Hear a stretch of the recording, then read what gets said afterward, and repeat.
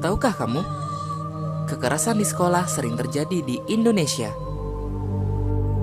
Dari tahun 2013 hingga 2014, jumlah kekerasan di sekolah naik sampai dengan 16% yang dilakukan anak usia di bawah 14 tahun. Dan itu dilakukan di sekolah.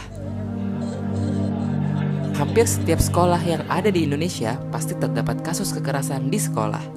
Dari tingkat universitas, menurun ke SMA, lalu SMP, bahkan sampai ke SD. Bagaimana caranya? Biasanya, kekerasan dilakukan dengan banyak hal, seperti secara verbal, secara fisik, secara rasional, dan elektronik. Sebagai contoh, bila ada anak yang terlihat gendut atau berbadan besar, biasanya orang di sekitarnya akan mengata-ngatainya dengan perkataan yang tidak enak. Ada pula mereka yang merasa asik iseng dan membuat si anak culun menjadi bahan lelucon.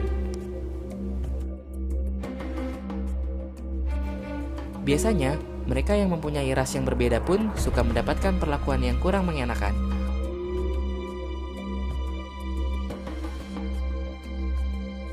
Zaman pun berubah.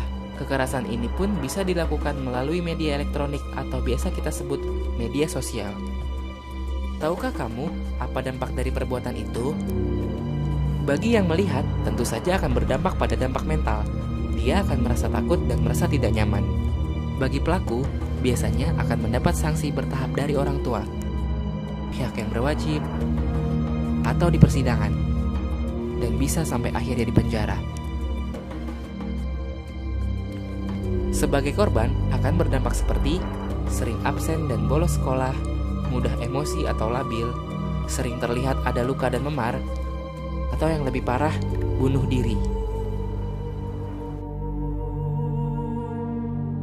Apakah kamu siap menerima semua perlakuan itu?